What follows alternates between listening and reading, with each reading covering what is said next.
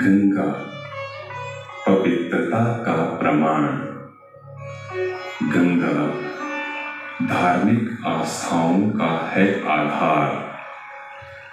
गंगा जन्म और मृत्यु के कर्मकांड का हिस्सा। गंगा सौंदर्यता का प्रतीक। एक रिश्ता जो सनातन है, माँ का है। एक महानदी जो हिमालय के हृदय से निकलती है, माँ गंगा बन जाती है। हम प्राचीन काल से गंगा की छवि को यूं दर्शाते हैं, जिसमें न केवल गंगा को पवित्रता का रूप माना जाता रहा है, बल्कि उसके आने से धरा का एक विशाल भूभाग सींचा जाता रहा।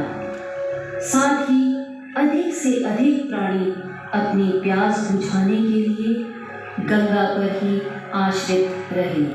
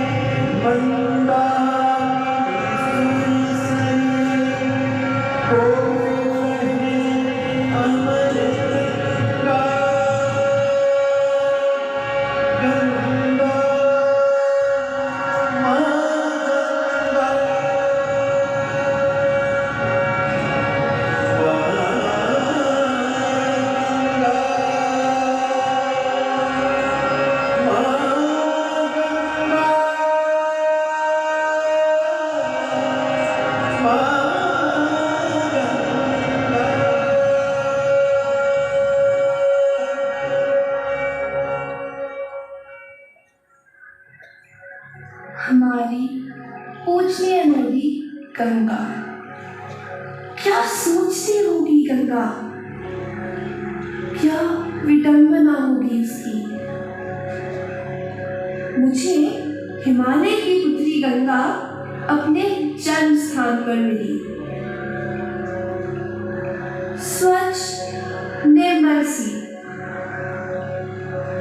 वह गाती हुई चट्टानों से निकली। चंचलता उसकी हिरणों को शर्मा देती। उसकी निर्मलता मानो किरणों से दूर आती। मैंने उसे रोक कर पूछा,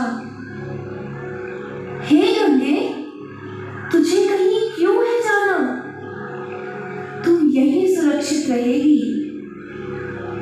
तेरी सुंदरता यहीं कायम रहेगी। वहां नीचे तू कुरूप हो जाएगी। तेरी हर धारा धीमी हो जाएगी। स्वच्छ निर्मल है यहाँ, उतनी ही वहां मैली हो जाएगी। बहते रहना मेरा कर्म है, सागर से जा मिलना मेरा धर्म है। मुझे तो जाना ही होगा, इन चट्टानों को काटना ही होगा। कुछ लोग मेरी राह देखते होंगे, मुझे स्वार्थ तजकर अपना फर्ज पूरा करना ही होगा। यही तो मेरी नियति है, औरों के लिए मुझे जीना होगा। हाँ, मुझे ये सफर तय करना होगा।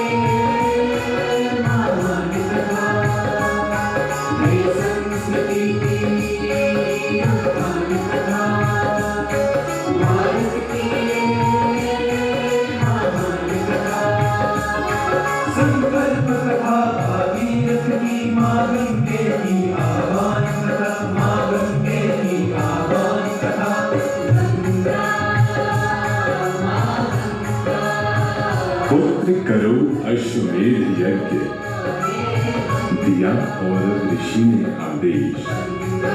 सिंहासन हिल उठा इंद्र का, जब मिला उन्हें संदेश।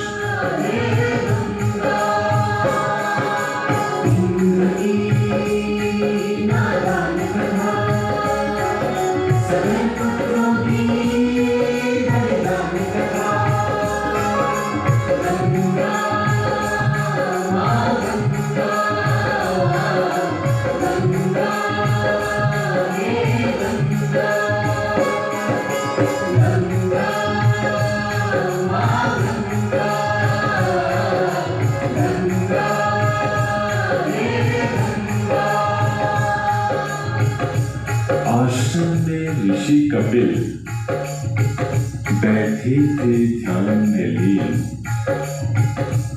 तभी इंद्र ने छल कपट जो चाल चली गतिहीन।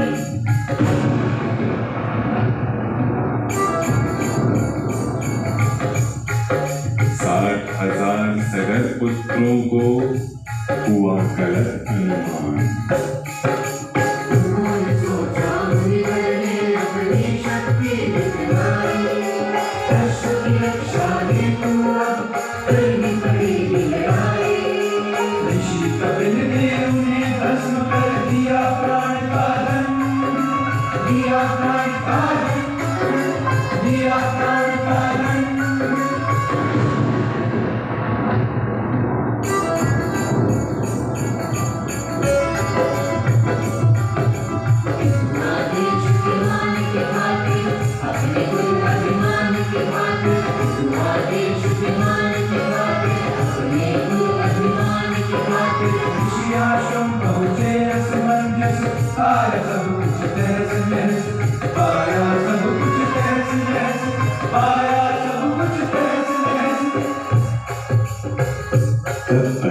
जिसका मन हुआ क्षमा मांग ऋषिवर से, उसने कहा गुरुवर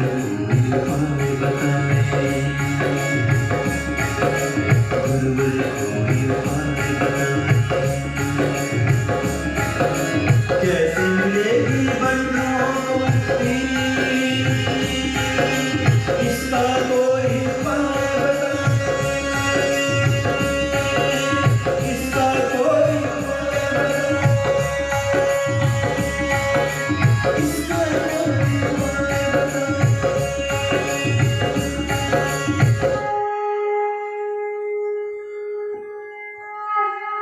हे पुत्र, कठिन तप से अब गंगा को धरती पर लाना होगा।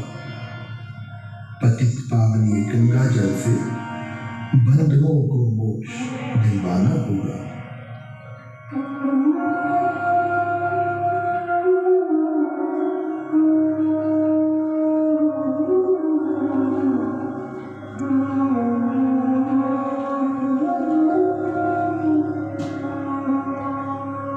पुत्रों की मुक्ति की आशा में कठिन तप किए परिभाषा में, मन में अटल विश्वास लिए तप करते करते प्राण दिए, अब भागीरथ थे दृढ़ विश्वास लिए।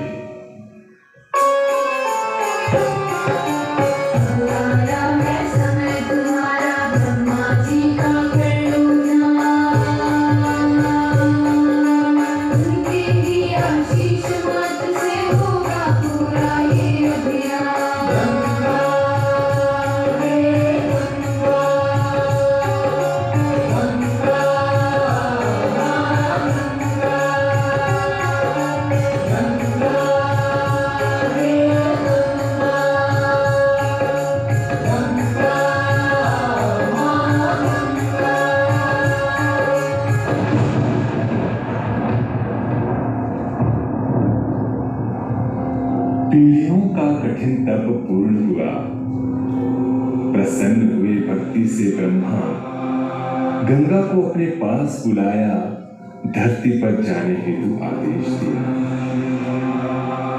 गंगा ने कहा मेरा वेग पड़ेगा भारी, धारे की धरती कैसे बिचारी। ब्रह्मा जी ने गंगा को फिर समझाया, अब शिव की शरण में जाओ।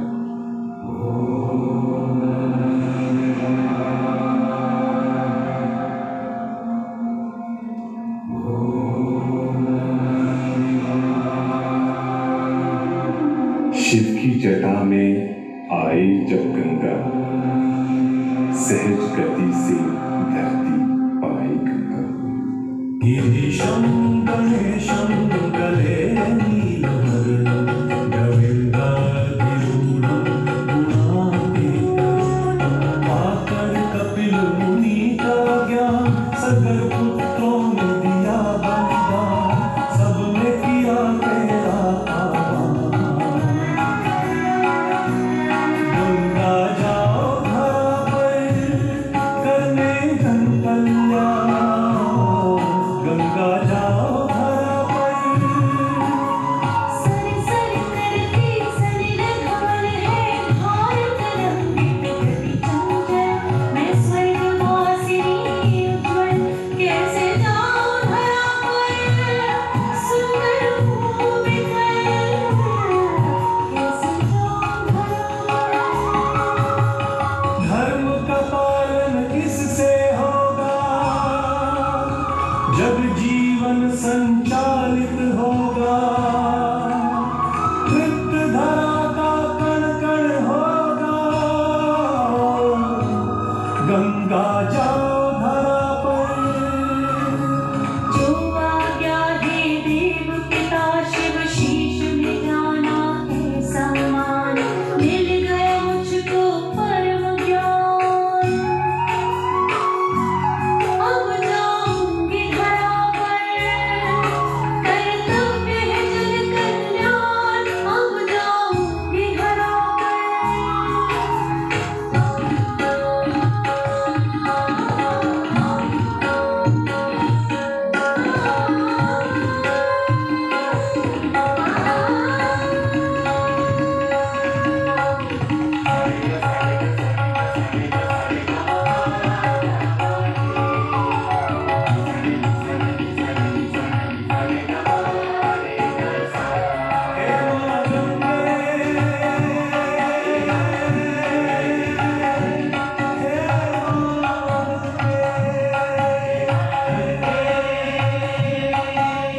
अमृत दिया है मरघट मरघट,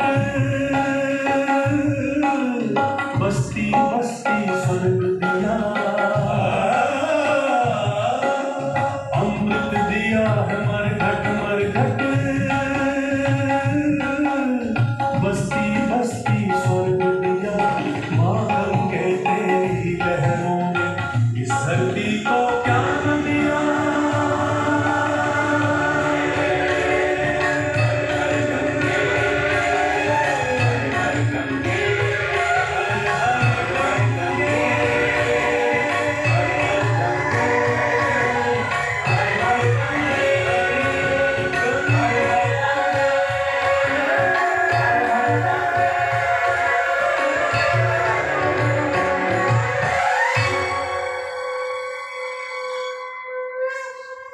मुझ गंगा का वृहद हस्त अब सब पर एक समान होगा। धन धान्य का उपहार सभी जन पाएंगे। छम छम करती लहरों पर अपनी कल कल करती बहूंगी मैं। अब से धरा पर ही रहूंगी मैं। अब से धरा पर ही रहूंगी मैं।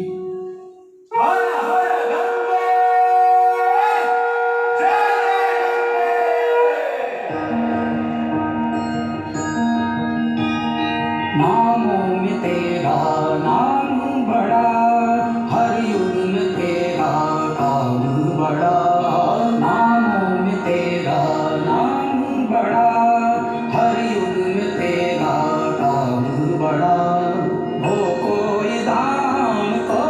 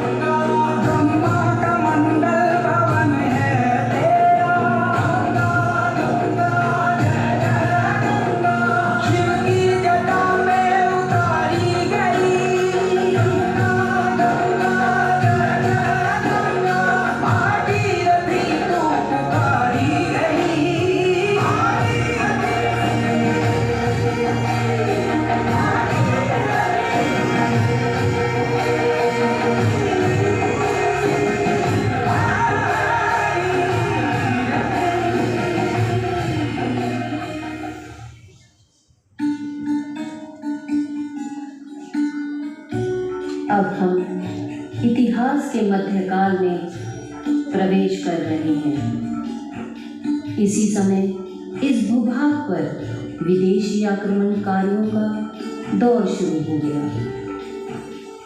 8वीं सदी से लेकर 12वीं सदी के बीच तुर्क, खिलजी, लोधी, मुगल एवं ब्रिटिश शासक आर्यवर्त में जबरन घुस आए।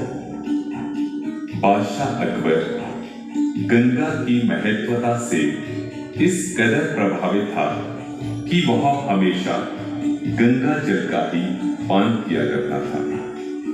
इसी समय भक्ति काल का आरंभ हो चुका था, जिसमें गुरु नानक, कबीरदास, तुलसीदास और मीराबाई समेत अनेक संतों व महापुरुषों ने लोगों को भक्ति मार्ग की ओर मोड़ा।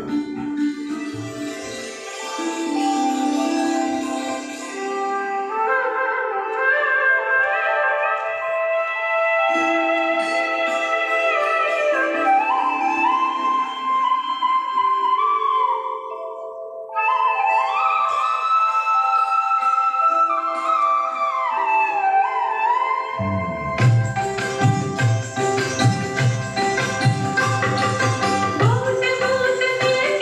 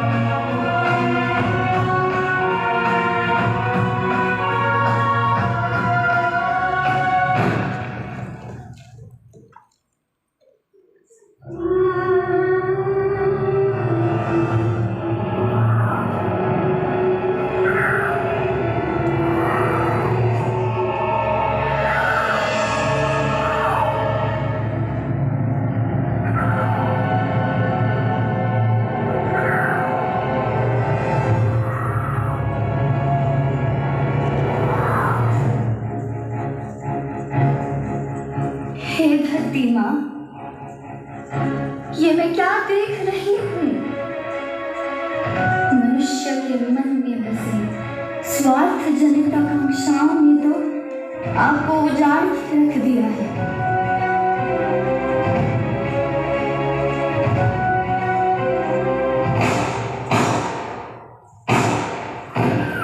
अरे अरे यमुना, तुम्हारी दशा भी कितनी दयनीय हो गई है।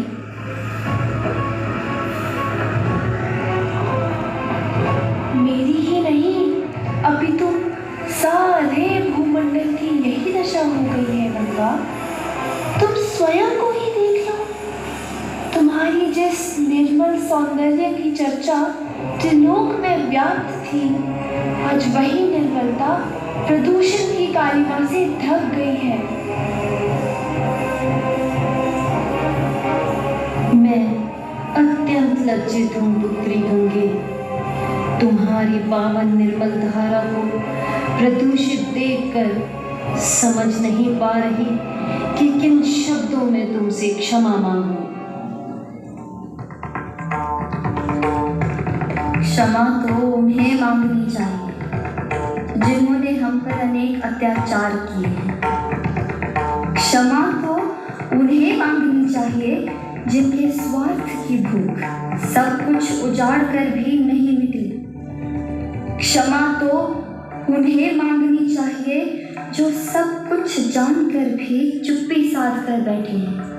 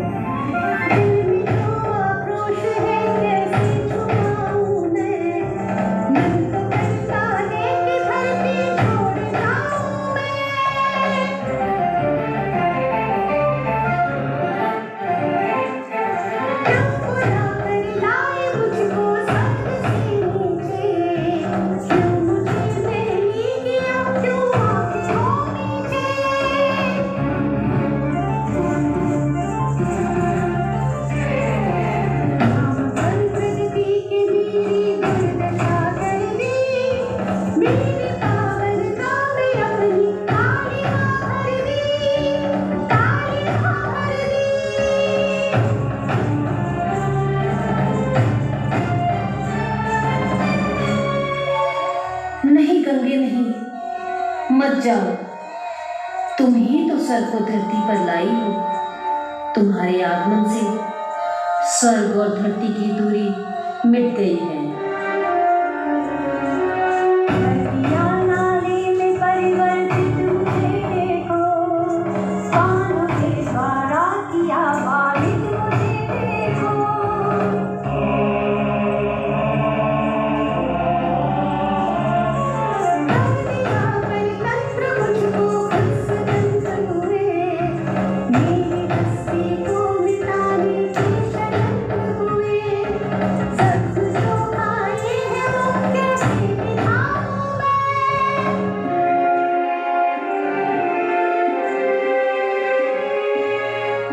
बहुत कुछ हो सकता था आजादी से अब तक। आत्म केंद्रित स्वार्थी जन बन गए बाधक।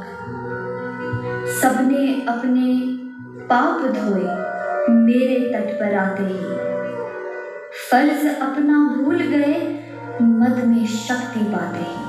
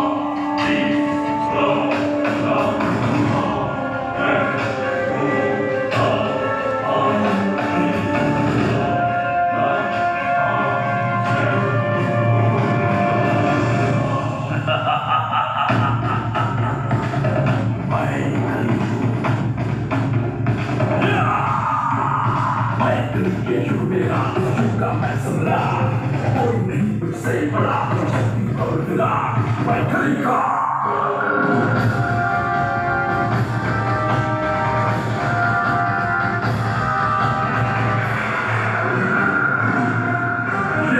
मर्यादा अधर्म की मैं स्थापित करूंगा, सबके मन में काम, क्रोध, मद, लोभ मैं भरूंगा, मैं कलिका।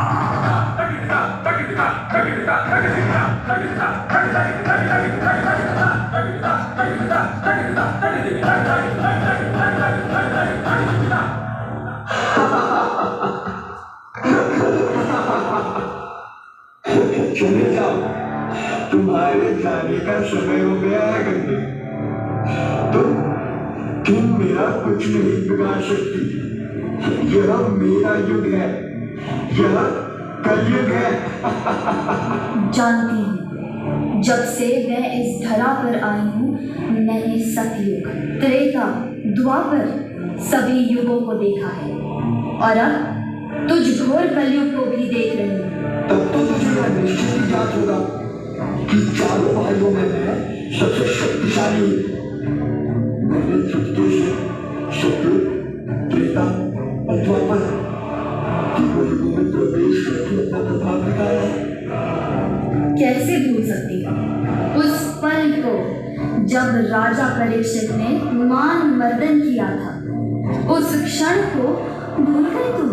राजा परीक्षित से हारे थे बुरी तरह, तुम लज्जित होकर नतमस्तक उसके आगे आए थे। तुम्हें दयावश रखा, क्षमा कर पंच स्थानों के आश्रम में, स्वर्ग में, युद्ध क्रीड़ा में, कलह में, गणिका गृह में और मदिरालय में शने शने तुमने छल करके अपना यह साम्राज्य बढ़ाया। पंच स्थानों में विस्तृत हो, जहां तहां निजी जाल बिछाया। जिसे शायद कपट समझ नहीं होती, तुम मेरी बुद्धि बताए रखते। मैं जो चाहूं वही करूंगा, यहाँ मेरी ही सत्ता है गंगे। सकल चराचर जगत को मेरे बनाए पथ पर ही चलना होगा। सभी को मेरी ही सुननी पड़ेगी, मेरे ही साथ में ढलना होगा। क्योंकि यह कलयुग है। देखो, यह मेरा ही तो प्रभाव है कि आज तुम त्रस्त होकर धरती से पलायन कर रही हो। अब तो मेरी शक्ति से भली भांति परिचित हो गई होगी। मैं गंगा श्री हरि विष्णु के चरणों से जन्मी, जगत पिता ब्रह्मा की गोद में पली बढ़ी और उनसे ज्ञान प्राप्त किया। देवों के देव महादेव ने मुझे अपने शीश पर धारण किया। विश्व कल्याण के लिए मैं इस धरा पर आई। शिव जी ने मेरी समस्त धाराओं में से केवल एक ही धारा को मुक्त किया है। यदि मेरी समस्त धाराएं एक साथ निकल पड़े तो ना तो यह भूमंडल रहेगा, ना तुम। ठीक इसके विपरीत, यदि जल का अभाव हो जाए तो भी सर्वत्र त्राही त्राही मच जाएगी। यदि ऐसा हुआ तो तुम में और मुझ में क्या अंतर रह जाएगा? विध्वंस की नहीं, मैं सृजन की जननी हूं।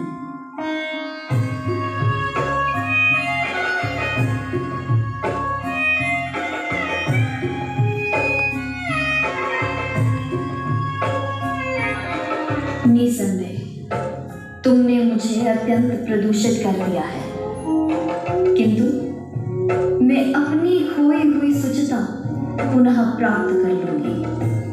मैं युगों युगों से बहती आई और युगों युगों तक बहती रहूंगी। गंगा अपराजित है, पराजय तुम्हारी होगी। तुम युग हो, तुम समयबद्ध हो, तुम सीमाबद्ध हो। कल्कि के आगमन के साथ तुम्हें यहाँ से जाना होगा और मैं निर्मल होकर नए सतयुग का स्वागत करूंगी। माना कि आज चारों ओर अधर्म और निराशा का घना अंधकार है, किंतु इस घने अंधकार में भी आशा की किरण देख रही हूँ। मैं देख रही हूँ कि हमारी निर्मलता को वापस आने के लिए एक पूरी पीढ़ी संकल्पबद्ध है।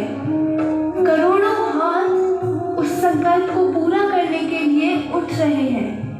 हमारी स्वच्छता का यह अभियान संपूर्ण भारतवर्ष के उत्थान में मील का पत्थर साबित होगा। मुझे पूर्ण विश्वास है कि जिस कलयुग में मैं प्रदूषित हुई हूँ, उसी कलयुग में मुझे पुनः निर्मलता प्राप्त होगी। यह गंगा का अकाट्य वचन है।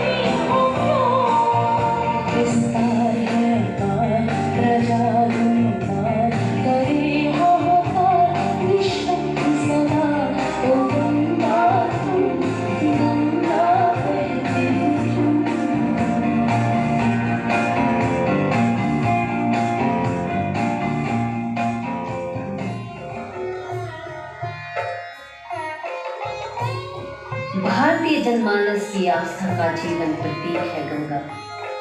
जहाँ त्रिवेणी संगम यानी गंगा, यमुना और सरस्वती का अभिसरण है, वहाँ आज भी श्रद्धालु जन्म और मृत्यु से मुक्ति पाने की आशा में आते हैं।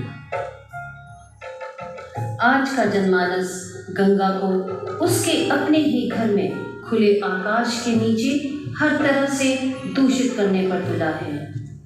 तो क्यों ना हम सब मिलकर इसके संरक्षण के लिए आगे आए और इसे अपनी नियति में निर्मल व स्वच्छ होने का एहसास करवाएं। परम श्रद्धेय महात्मा हंसराज जी को मां गंगा से अत्यधिक प्रेम था। उन्होंने गंगा के किनारे स्थित धर्म की नगरी हरिद्वार में आर्य साधकों के लिए मोहन आश्रम की स्थापना की। इसी संदर्भ में मां गंगा के संरक्षण के उद्देश्य को जन जन तक पहुंचाने के लिए डीएवी संस्थान बूंद परियोजना द्वारा एक बड़ी भूमिका निभा रहे हैं। पद्मश्री डॉक्टर पूनम सूरी जी ने बूंद परियोजना का सफल मार्गदर्शन किया है, जिसके लिए न केवल डीएवी संस्थान बल्कि भारत देश भी सदैव उनका आभारी रहेगा। निसंदेह मानव जीवन जल पर ही निर्भर है। जल है तो जीवन है, जल है तो कल है।